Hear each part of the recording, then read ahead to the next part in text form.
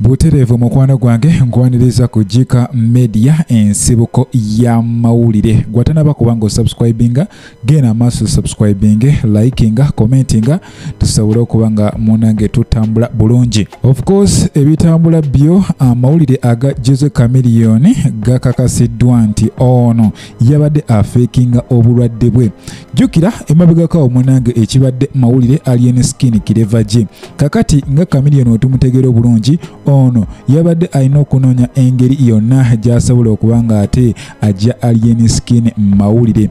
Tukimanyi bulungi essaawa yonna Kirevaje atekawo concert ye atenga Kirevaje munange eddoboozi lye lifaananira ddala erya Chameleon. Kale J Chameleon ali mu kutya okulabanga Kirevaje from nowhere azze n'amukuba concert ku cricket oval. Atenga Chameleon tamanyi oba omwaka guno alina kyagenda otuwaayo. Kale bwatyo yayagadde oteekawo akabadi nga bwatera okikola naye mukwano gwange kirabika abantu bo bakiguddemu. Jukira amawulire gano yasooka gasaasanya yali mukulu Gravity omutujju ate nga tukimanyi bulungi Gravity omutujju talina nnyo kyamaanyi kyali mu bulamu bwa J Chameleon. Twali tusuubira omukulu Palaso, omukulu Wizomanizo kosa n'abenganda ze nga bebalina okuteekayo amawulire gano oba okubyogerako, wabula yali Gravity omutujju ye yatambuza amawulire gano ate nga naye tukimanyi bulungi nti ayina ekivulu essaawa yonna. Of course aba yeetaaga aipu. Kale ndowooza bakyogerako ne bagamba muganda wange tukole bwe tunne bwetti kubanga ne Gravity omutujju si musanyufu engeri alien skin gye yasaanyawo akayimba ke akamanyiddwa nga ak'okwepiica because olunaku lwe bakuba alien skin munange akayimba k'okwepiica kaali kakutte wansi ne waggulu, wabula okuva olwo akayimba kano tekaddanga mukola nga bwe kaali kakola. Kale ensonga bwe zityo bwe ziri. Ye omukyala Leila Kayondo yavuddeyo ne yeetonda. Jukira ono amaze ebbanga eriweerako ddala nga talina luyimba lwatuwa era bwe twogera mu bakyala abakoze obulungi emyaka giweerako ddala ngono tetumulabako. Munange yagendeyo kazinga kwekweka n'olulenzi lwe esika embuga munange nga baliyo beerira kathimbi. Kakati saawa eno yayagadde okukola comeback bw'atyo kwe kulumba omukulu alien skin naye alien skin ye yabadde talina budde bwe era bafaani be baamukozeeko. Mukama nedda bana mwekimala muvuma musabula ne muvuma omwana wa munnammwe bw'ati omuto bw'ati okudugaza meeza eno kye bayita okudugaza emeeza, okudugaza emeeza nyenye akudugaza emeeza.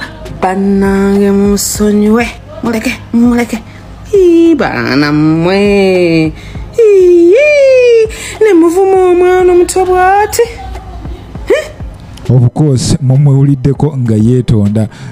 Abaana bamukozeemu comedy, tuwalaba Sisi ne Sebo nabo bamukolamu ka comedy. Kale ekintu kimususeeko ne kimuzitowako n'agamba nedda munsonyiwe. Of course wozanyira ku Fangoni Forest muganda wange ekyo kye kikutuukako. Katulinde ng'ennaku z'omwezi ziri ze batugambye. Jukira Cleverje yakoze conference era ne Bajjo ne batutegeeza nti omwezi gujja kuba gwa August, ennaku z'omwezi zijja kubeera 4 omwaka 2023 tujja kubeera wali Lugogo nga omukulu Cleverje akikwasaganya.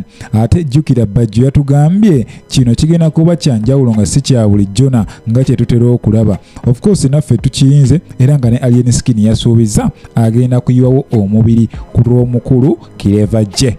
Of course eyo wenkujjayo ye music tumulaba atambula, abayimbi abapya bajja, abakadde bagenda. Ensangi zino olabira omuyimbi omukadde naye nga ku scene abaddeko just emyezi 6 gyokka. Bw'atyo n'afuuka legend, n'afuuka omuyimbi abaddewo. Olw'ensonga ennaku zino music wa vibe era munange bw'atyo omukyala Juliana Kanyomozi avuddeyo n'ategeeza nti bannange music wedda siyo waleero naye tukkirize tugaane buli regime ebeera n'ekintu kye yeetaaga. Katukkirize nti guno omulembe gwo gwa Vibe Music era n'abawagizi beewaayo okuwuliriza oyo. Naye Juliana Kanyomozi agamba ku mulembe gwabwe myaka 2015 emabegakaawo nga okulitamininga omuyimbi omulungi of course olina okuba nga eddoboozi ly'omunange olyesiga ng'oli muyimbi mulungi, but right about now munange tebakyabifaako.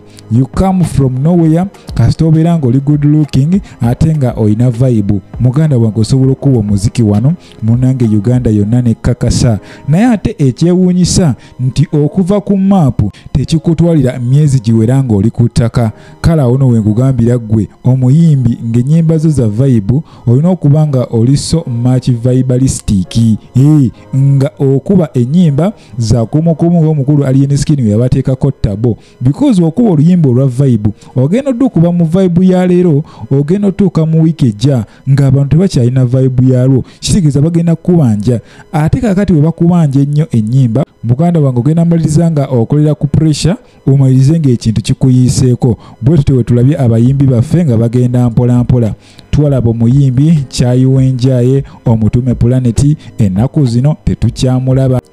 Akayimba akatunda nnyo ku TikTok bakayita Insane mwana mulenzi oyo naye yatubulako era nga ebintu bino tugambe nti bya vibe. Munange bw'atyo omukyala Juliana agambye tugende n'ekyo ekiriwo wabula nakyo essaawa yakyo ejja kuggwako ate awo twanirize ekipya. Naye nga bo ba veterani munange bakkiriza nti abaana kakati aba vibe we baliko. Kakati gwe eri munange ng'okuba bandiwo owa Eagles Production abantu bagenda kwaniriza ne oba n'eddoboozi eddungi litya.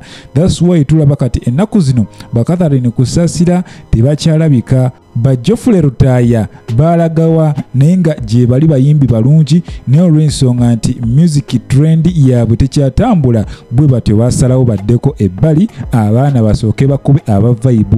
Sawa zino abaana be tulina abatambula Alien Skin, Chameleon Gudo kwosa ne Tom D. Of course abo bonna bava wali mu Fangoni Forest. Ate nga Fangoni Forest sawa zino kye kimu munange ku kibiina ekiri creative. They are more creative in that buli wiki buli mwezi omusajja ata ennyimba. Sente za mama Fina zireeta ebizibu bingi abantu bakiŋŋamba nga mpakana. Omuwala ono bamuyita Magi abadde faani wange onfanfe nga yabakola n'akaguruupu nga newe mba nkoze positi bakomentinga balayikinga njagala nnyo. Okuva mama Fina we yampa sente omuwala yakyuka n'akaguruupu ke konna. Twadde tuli awo nga bagamba Shiba alabise. When I posted the video yayanguye najja naga man of Kadama as seen days nze siri mu kusonda. Kati Magi ngenda kubuuza obubuuzo bwangu. Oyagala gezaako kulowoozesa nsi nti nga tonnava Uganda kulemererwa genda eyo mbu sente ze walina wazisondera Shiba. Kale Shiba akoze ennyimba video audio n'ebirala byafuuse gwe oyagala kukakasa nsi nti byonna gwe wamusondera. Of course mukwano gwange ebyo bye bitambula ku side eyo. Nyongera okujjukiza mukwano gwange nti obadde ku Jika Media ensibuko ya mawulire. Gwatanaba kuba ngo subscribinga gena maaso subscribinge likinga commentinga tusobola okuba nga munange tutambula fena. Saba Mukama Katonda abankuumire mweraba.